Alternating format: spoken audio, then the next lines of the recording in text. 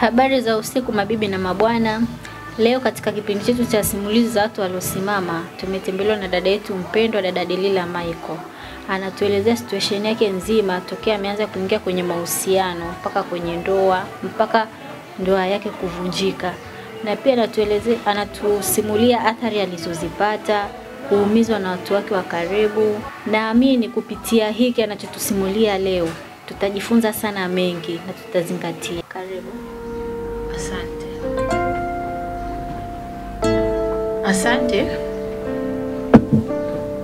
Asante kwa kunipa kwanza nafasi hii na kuweza kunikaribisha katika ofisi yenu kuelezea athari za mahusiano. Ninavyojua athari za mahusiano zipo katika sehemu nyingi sana. Tukisemea mahusiano ina maana ni mambo ya familia baina ya ndoa ama wazazi wenza. Ni vitu ambavyo vinashabihiana nadhani. Kuna athari nyingi za mahusiano ambazo zinawakuta sana. Mimi nitabezi sana upande wa wadada, wa mama kama mimi. Athari zinazotukuta kwenye mahusiano ni nyingi sana. Naekea mfano, kwamba uweze kunisikiliza vizuri na uweze kunielewa. Kwa hiyo nitaekea labda mfano wa kwangu mimi. Kitu nitakachoenda kukiongea ni kitu ambacho kimenikuta mimi. Otherwise hata unayenisikiliza unanitazama kinaweza kukukuta hata wewe pia. Labda nijikite humo, nadhani tutaelewana vizuri sana. Mahusiano yana vitu vingi sana ambavyo vimeumiza wasichana wengi, wadada wengi lika kama yangu na umri zaidi ya wangu mimi. Na mpaka sasa hawajui wapi watatoka, hawajui ni wapi wataanzia ili maisha mengine yaendelee. Naweza nikaweka namba 1. Athari za mahusiano zinaweza kusababishwa na pande zote mbili. Upande wa familia ukeni ama upande wa familia ya kiumeni. Vyote vinaweza vikasababishwa. Mnaweza mkajikuta tu mko kwenye hizo athari, umejidumbukia huko bila kujua chanzo nini, lakini watu wengi sana ambao wanatuumiza ni wale watu wa karibu. Na ndio changamoto nyingi zipo kwenye mahusiano ya ndoa na mahusiano. Nikisema hivyo naweza nikajikita labda mfano kwa kwangu mimi. Naweza nikasema labda mimi niseme kwamba mimi ni single mother, nina watoto wawili. Lakini nashukuru Mungu kwa sababu wanangu sipo nao kwa sasa, wako na baba yao, kwa hiyo ni hivyo. Lakini mpaka nilipofikia kutengana na mwenzangu, ndo kama nilivyosema, unaweza kusababishwa na pande zote mbili. Mimi naweza nikasema nimesababishwa na familia yangu mimi, lakini pia hata mzazi mwenzangu ambaye alikuwa ni mume wangu. Kwa hiyo ni vitu ambavyo vinifanya mpaka sasa siko na familia yangu. Lakini pia ni katika familia yangu mimi, mtu ambaye aliweza kuniumiza sana ni dadangu, ambaye ni dadangu ameniachia ziwa, na ni mtu ambaye nilikuwa namspire sana, ni kama sister. Unajua mtu ukimheshimu kama dada, lakini mwisho wa siku can let down. Lakini niliumia kibinadamu, unaweza kuumia kwa nirudi kwenye maada kama msichana. Nilikuwa ni msichana ambaye kwa kweli hata ukinitazama unajua kabisa huyu mtu, kwa mtu ambaye amesoma psychology anajua kabisa huyu mtu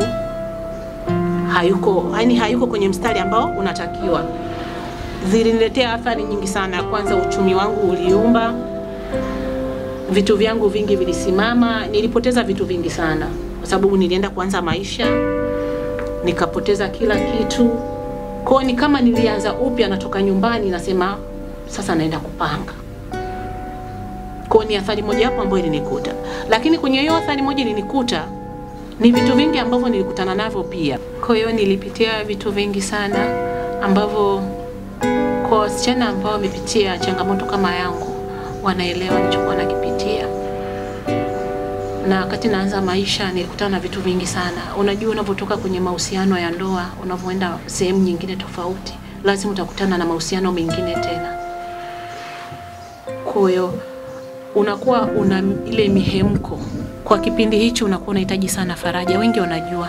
Lakini wakati unahitaji faraja, ukubali kukutana na watu tofauti, watu wazuri na watu wabaya. Lakini kuna wengine huja kwenye maisha wakiwa na nia nzuri ama mbaya. Kwa hiyo mimi nikajikuta kwamba hizo changamoto zote nazipitia. Niseme kwamba nilikutana na watu ambao kwa kuwaona nilidhani ni wazuri, lakini baadaye wakaja kuwa wabaya. Lakini baadaye pia walikuja kuwa funzo kwangu, kwa sababu naamini kitu chochote kinachotokea mbele yangu ni kama funzo. Na naamini mtu hata akija kwa uzuri lakini akiondoka kwa ubaya, huwa siamini sana kwamba ni mtu ambaye labda ni mbaya kwangu. Naamini kwamba ni ili nifike sehemu ninayostahili, ni lazima nikutane na mtu wa design kama hiyo. Kwa hiyo nilipitia changamoto nyingi sana. Nimepata athari nyingi sana ambazo pia zimenifanya kuwa imara. Zimenifanya kuwa imara mpaka leo napata ule ujasiri hata kuweza kuzungumza hapa. Namshukuru Mungu. Lakini athari nyingine ya pili ni kutokuwa karibu na watoto wangu. Kwa maana kwamba sina uhuru kama ule wa zamani kwamba niko nakaa na familia yangu na play part kama mama. Ni athari ambayo imenikuta. In case kwamba ni watoto wangu mimi ni mabinti, na binti siku zote ni mtoto wa mama, anahitaji uangalizi. Alafu kibana kizuri watoto wangu wanaenda kwenye ile age ya kubale. Kwa hiyo nakuwa nina hofu fulani hivi. Ukifikiria sasa dunia sasa imeharibika, kwa hiyo nakuwa nawazia sana wanangu kwamba hivi itakuwaje, atakavyokuwa itakuwaje, ni nani atamtizama. Lakini sasa mwisho wa siku lazima nikubali maisha mengine yafanyaje, yaendelee, na lazima mtoto apate malezi ambayo ni bora. Kama bado sijasimama, sina haja kumngangania mtoto kwamba nikae naye, hapana. Nimeona ni bora akae sehemu ambayo anastahili kuwepo. Anaweza kapata kila anachokitaka kwa labda upande wa baba, kwamba ni bora zaidi kuliko kwangu. Ili yani yote nafanya kukwepa zile athari ambazo nikiendelea kukaa na wanangu nitazionyesha tena zitawaathiri hadi watoto. Ndio kitu ambacho najaribu kukikwepa, kwamba kisije kika affect watoto. Nimefanya hivyo kwamba wanangu waelewe kwamba sina tofauti yote na baba yao, mbali kwamba niko mbali na wao, lakini nimeweza kuwaruhusu kwamba wawe na baba yao. Kwa ni kitu ambacho kidogo japokuwa kina shida, yani ni athari ambazo ni nyingi athari ambazo zimenikuta. Nikizungumza maana athari, nadhani wengi tunaelewana. Nirudi nyuma kidogo kwa athari ambazo zilinikuta mimi. Naweza nikasema kwamba kitu kilichosababishwa mimi mpaka leo kutokuwa karibu na mume wangu ni kuwaruhusu watu wa karibu. Kuruhusu watu wa karibu kwenye maisha yangu. Mfano dada yangu, rafiki zangu na watu wengine wanaonizunguka. Ule ukaribu na kuwa mwazi sana kwa ndugu. Maybe nisingemkaribisha dada yangu, ningekuwa mpaka sasa niko bado na familia yangu. Lakini dada yangu ni mtu ambaye alikuwa haishi Dar es Salaam, ila kutokana na maisha, ugumu wa maisha, ikanibidi ni kama dada yangu nimruhusu aje huko atafute maisha, nikitegemea kwamba ni mtu ambaye tumetoka familia moja, hawezi kuniumiza.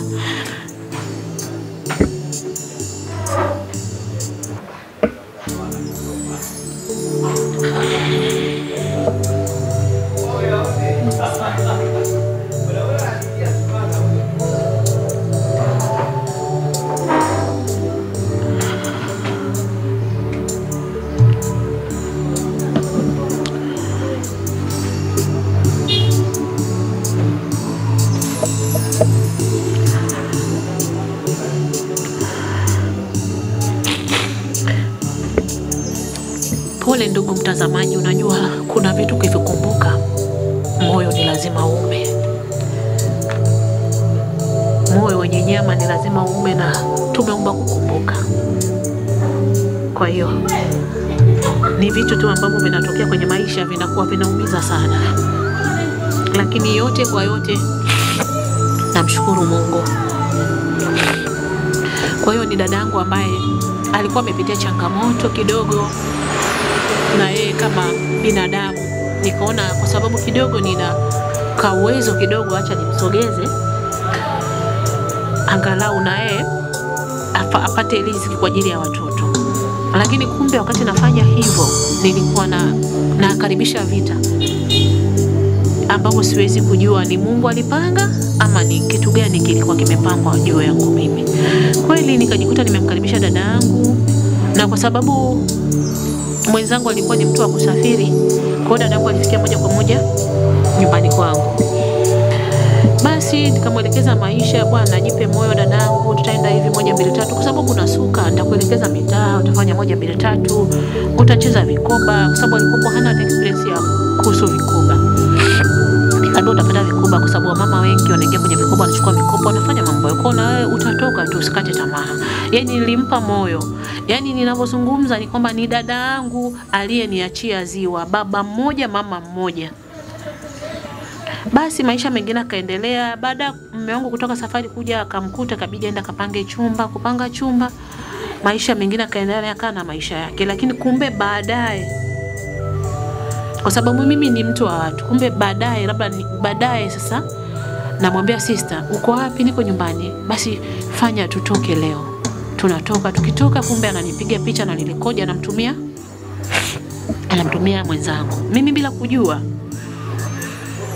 Baadaye nikaja kujua mambo ni mengi sana, yani mambo ni mengi sana. Lakini kitu ambacho kilikuja kuniuma, kama dada hakufurahishwa na vile vitu ambavyo navifanya, alistahili kunikanya na sio kwenda kunisema kwa mtu mwingine, kwa sababu mwenzangu mimi alikuwa sio ndugu yake yeye, ila kama aliona mimi nafanya ambacho kitu si kizuri kwangu, angenifuata, mdogo wangu unapofanya 1 2 3 acha kwa ajili ya kunusuru ndoa yako. Lakini dada yangu hakufanya hivyo, ila alizidi kunikandamiza na kuniona kwamba mimi ni mtu ambaye sifai na sistahili kuwa na mwenzangu.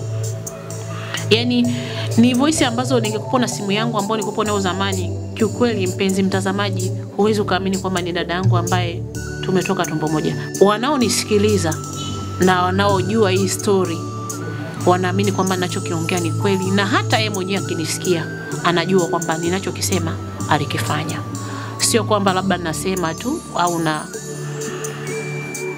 anajua alichokifanya. Kwa hiyo baadaye akawa yeye ni upande wa mume wangu. Kwa hiyo mimi nikaonekana kwamba mimi ndo nina makosa, lakini yeye yuko upande, mpaka namshauri mume wangu, huyu ukitaka jifunze, muache aende akapange, akajue jinsi ya kupanga. Unaona?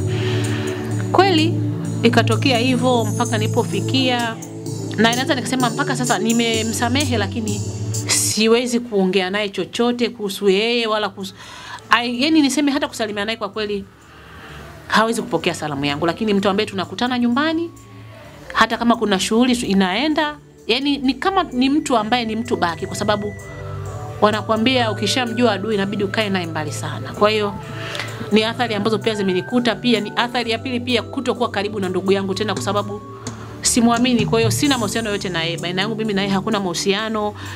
Kwa hiyo ni moja athari pia. Unajua ni ngumu, naweza kusema ni sorry na sumulia, lakini inauma. Dada yako Adamu ongea nao, huu ni mwaka wa 2 sasa. Lakini kwenye misiba tunakutana, kwenye mashuhudi tunakutana, lakini niseme ni kama vile tu umemuona mtu mgeni mwalikwa kwenye harusi ukapishana naye huku na huku, inauma sana. Na hata hivyo nimeamua tu, kwa sababu nikisema ni kitu ambacho kimeletea athari mpaka siwezi kuzungumza naye, kwa sababu nilijaribu kushirikisha wazazi, dada zangu, lakini hakuna mtu atajali kuhusu mimi. Yani unajua kuna ile familia unaamini kwamba labda watatukalisha, watusuruhishe. Labda nimeshapoteza labda mahusiano yangu, lakini kama familia hatuko sawa. Kama wazazi wanaweza kuturekebisha, lakini mimi kwangu haikuwa hivyo. Na hizo voice note nadhani nina kakaangu fulani hivi akinisikia, yeye anajua, anaelewa kwamba nilishamtumia, na katika watu ambao walikuwa ni moja ya faraja yangu, ambao nikipata na kitu na wakimbilia ni mmoja huyo kakaangu. Yeye anakumbuka, nadhani anaweza kaa ni moja ya shahidi zangu ambao niliwatumia hizo voice. Lakini can you imagine kama wewe mzazi unapata voice kama hizo, unapata malalamiko ya mwanao, unajisikiaje? Yani watoto hawaongei, hawako sawa, lakini unalichukulia kawaida tu. Lakini mimi kwangu imenitokea kitu kama hicho. Mpaka sasa ninavyosema hivi, hakuna hata aliyesimama kwamba labda ili swala tuliweke sawa. Hakuna. Kwa hiyo nilijikuta kwamba kumbe faraja yangu natakiwa nijitengenezee mimi na Mungu wangu. Kumbe mimi natakiwa nilie mimi na Mungu wangu. Yaani kuna muda unapata changamoto, hata ndugu wenyewe wanakukataa. Hata ndugu wenyewe hawezi kuwa msaada wako. Kwa hiyo nikaamua kwa ajili ya kwamba kumbe siwezi kupata msaada wowote. Yaani sio kwamba ni mtu ambaye sijamsamehe, hapana. Nimeshamsamehe, ila nimeamua kuishi maisha yangu ambayo yatakuja kunisaidia baadaye. Lakini naona kwanza moyo wangu na amani. Kwa sababu nilichoamua ni kwamba nimehesabu kwamba huyu ndugu nimemzika. Kama nilivyoweza kumzika mamangu, basi naye nimeamini kwamba nimemzika, kwa maana kwamba kama huna ushirikiano na mtu, unafanya kama vile mtu aliyokufa, kwamba huna uhusiano naye wowote, huna kitu ambacho anaweza kukusaidia. Kwa sababu kwa vitu walivyokuwa wananifanyia, yani ingetokea mtu akasema nenda kamwekee Delila sumu umuue, basi angekupo ni mtu ambaye angekupo ni mtu nambari moja ambaye ni dadangu akunizaa. Kwa hiyo huwa naamini ule msemo kwamba mtu ambaye anakufanyia kitu kibaya ni mtu anayekujua, ni mtu wa karibu. Kwa hiyo mimi imenifundisha vitu vingi sana. Yani naishi na watu kwa tahadhari sana. Yani naishi na watu kwa akili sana, alafu nimejifunza kwamba hizi athari zimenipa athari na faida. Nimejifunza kuwa imara kwamba chini ya hii dunia msaada pekee ni Mungu.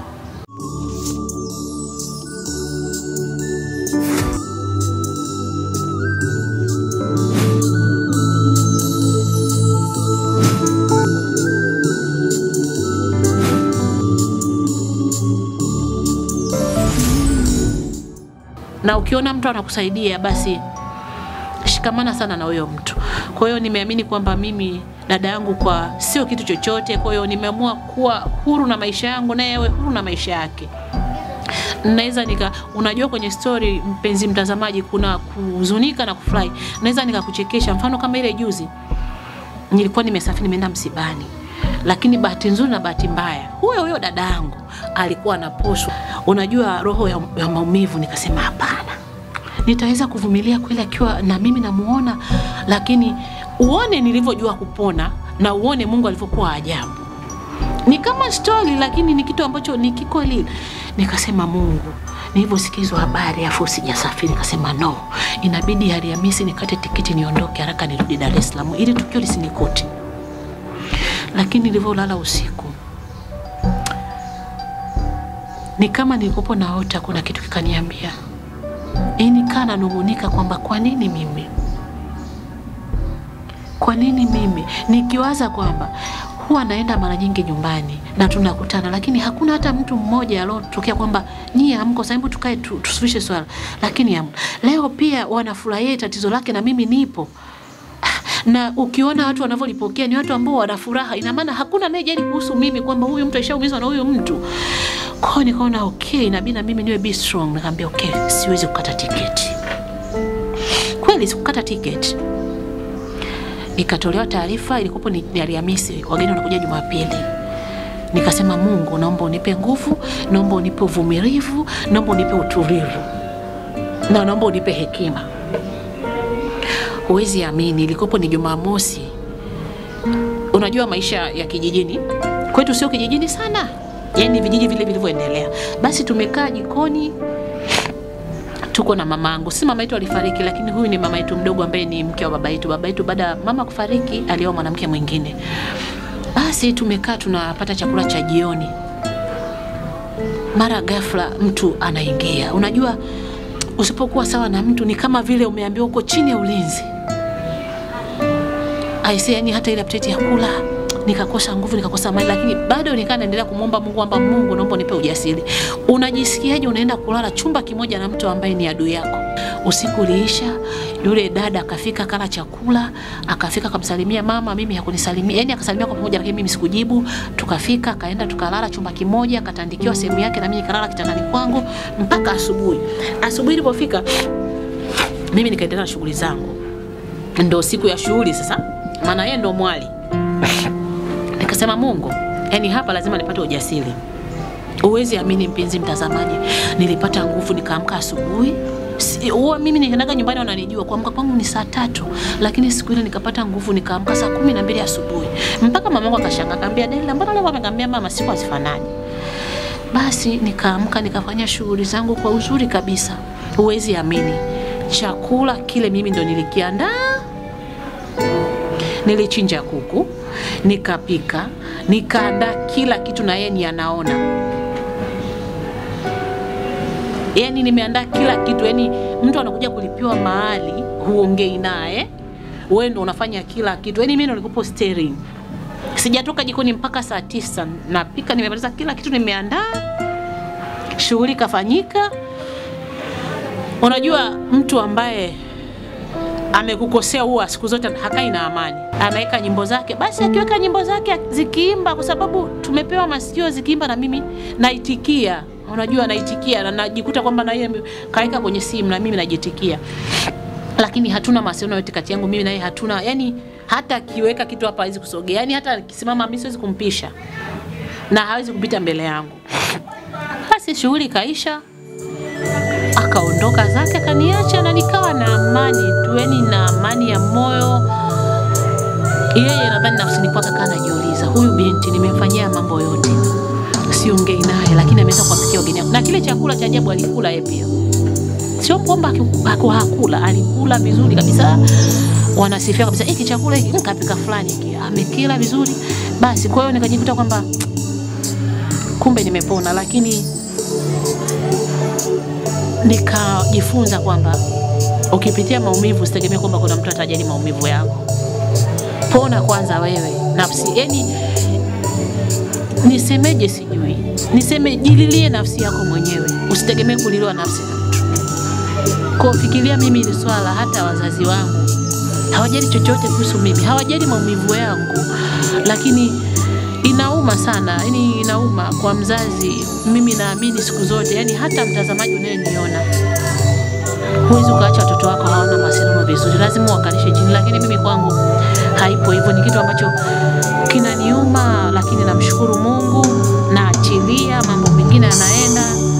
Sina shida na wazazi wangu. Kwa hiyo ni kitu ambacho hicho nimewekea mfano, kitu ambacho kimenitokea mimi. Alafu sasa mimi naweza nikasema kwamba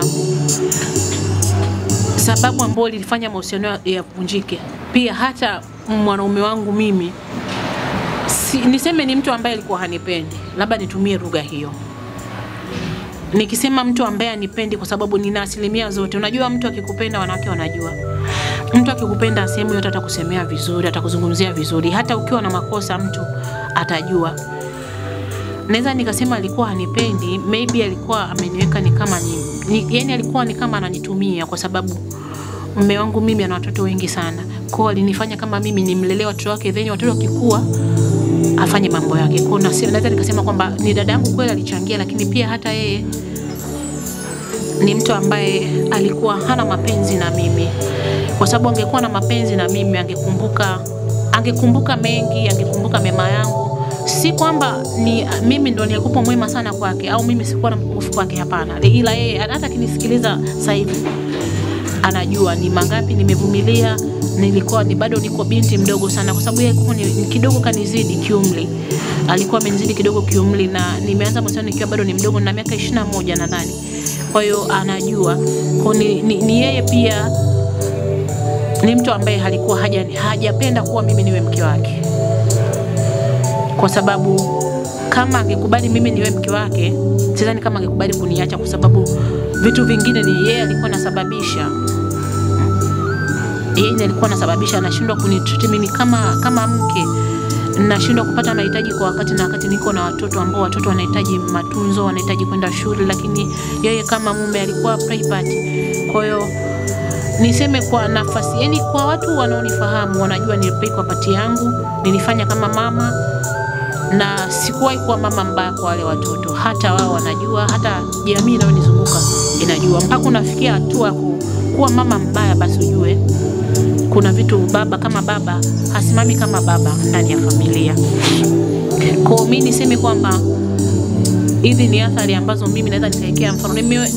Nimedokeza juu kidogo, sababu nikiingia ndani kwa mtazamaji au kwa mtu mwingine anaweza kusema labda hawa watu tunahitaji kwenye maisha. No, ni vile tu tunaelimisha kwa watu wengine kwamba waweze kupona, kwamba siwezi kusema nimesimama sana kwa sasa, lakini naweza nikasema nimesimama sana kwa sababu amani tulokuwa nayo ni moja ya kusimama pia.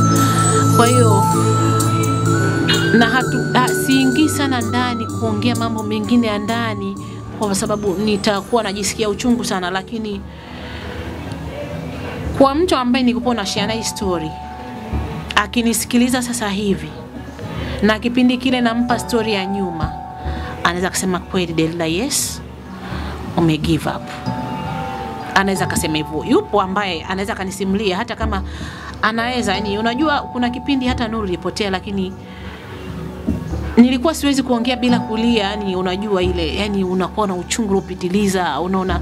Yupo ambaye anaweza akasema nilikuwa napitia matukio makubwa, naenda kwake, nimeenda na masimu yamevunjika, navunjwa masimu, naenda kwake masimu yamevunjika, anaambia nini tatizo? Kwani usiachane naye? Unajua kwani usiachane naye? Nikana muone ukaa chizi hivi, ananiambia achana na mume wangu, ana akili, yani mpaka nikana namchukia. Sasa siwezi kumwambia tatizo, ananiambia achane naye, baada aniambia amuite asusurishe, yani sasa nilikuwa simuelewi. Sasa baada pale mimi kumove on, ndo nikaanza sasa kumuelewa kwamba okay, kumbe brother alikuwa ananiambia kitu cha maana. Unajua unavyoenda kwa mtu ukishagombana na mpenzi wako, unajua unategemea kwamba kwambia sikiliza shemu, halo uko wapi, njoo, kwa nini mnafanya? Lakini unakuta mtu anakuambia hivi, kwa nini usiachane naye? Unaona kama huyu kumbe ndo mcheo wa mahusiano yangu, unaelewa ile. Sasa nikaona wewe vipi, yani nimeenda na nimeumia afu ananiambia niachane naye. No, huyu mtu kumbe alikuwa ananifanya, yani unajua ukimpenda mtu hata kuambia vipi umuelewi. Sasa saa hizi ndo unaanza kumgupa yule kaka kwamba okay, kumbe alikuwa anataka nipone. Kwa hiyo niseme tu kwamba hizo ndo athari ambazo nilikuta. In case kwamba siwezi kusema eti sina mahusiano kwa sasa, naweza nikasema nina mahusiano ambayo hayajasimama, mpenzi msikilizaji, lakini mimi bado ni binti. Unajua nina miaka 34 na ni mama, unajua mwili pia na mimi binadamu, mimi so sister, unaelewa Kwa hiyo nina mahusiano pia, lakini mimi napenda kupendwa, lakini sasa nikiona mtu kidogo ananisumbua, sasa siwezi kuyumba sana kama dhamani, yani niko very strong, yani hanibabaishi, kwa sababu najua tu huyu mtu kuna muda ataondoka. Sisemi kwamba ataondoka sasa hivi, lakini najua kwamba tunaye ni binadamu, anaweza kateleza kuna muda. Kwa yani niseme tu samahani kama atakuwa ananisikia na yeye, ila sitojali uondokaji wake kwangu. Mimi napenda sana kuwa straight, pamoja na jina langu kwamba ni Delila, lakini mimi si mdanganyifu, napenda kuwa mkweli. Siwezi kusema yeye ndo alikuwa kwangu ni mbaya sana, hapana. Hata mimi nilikuwa na mapungufu yangu kwake na yeye alikuwa na mapungufu yangu pia. Yani tulikuwa tunaishi kwa kuchukuliana. Wazungu wanakuambia under the sun no one is perfect. Kwa mimi sikuwa mkamilifu sana, na mimi nilikuwa na mapungufu. Nadhani nikasema kwamba labda alikuwa ana cheat. Niseme ukweli, sio kwamba nilikuwa si cheat. Na mimi nilikuwa na cheat, lakini nilikuwa na cheat labda kwa sababu gani? Umenielewa? Na nilikuwa na cheat labda kwa heshima, kwamba japokuwa kwenye ndoa sio vizuri kuchiti, hamna kitu kibaya kama kuchiti, hasa mwanaume akijua na cheat ni kitu kibaya sana. Umenielewa? Kwa hiyo mimi nadhani sidhani kwamba eti niseme mwanaume wangu kwamba yeye ndo alikuwa mbaya sana kwangu, hapana. Ana mema mengi tu kwangu na ana vitu vingi sana tu ambao alifanya kama mwanaume kwangu. Japokuwa kwa kipindi kile nilikuwa naweza nisione kama alifanya kama mwanaume, lakini kuna muda ninapopitia changamoto nakumbuka kwamba kumbe mwanaume wangu alifanya, alikuwa ni bora kumbe zaidi kuliko hao wengine. Kwa hiyo niseme kwamba siwezi kumsema kwa mabaya kwamba alinifanyia ubaya sana, hapana. Nimesema hivyo kwa sababu mahusiano yameshavunjika, lakini ni mtu ambaye alikuwa ni bora kwangu, na naweza nikisema bado ni bora kwangu kwa sababu ni baba wa watoto wangu. Kwa hiyo niseme hao madhaifu mengine ni yapo, na hata yeye mwenyewe ukimuita pasani kama atanizungumzia vibaya, ila naweza kusema tu kumzungumzia vibaya kwamba hakunipenda, lakini bado ni baba bora kwangu na atazidi kuwa bora kwangu kwa sababu ni baba wa watoto wangu.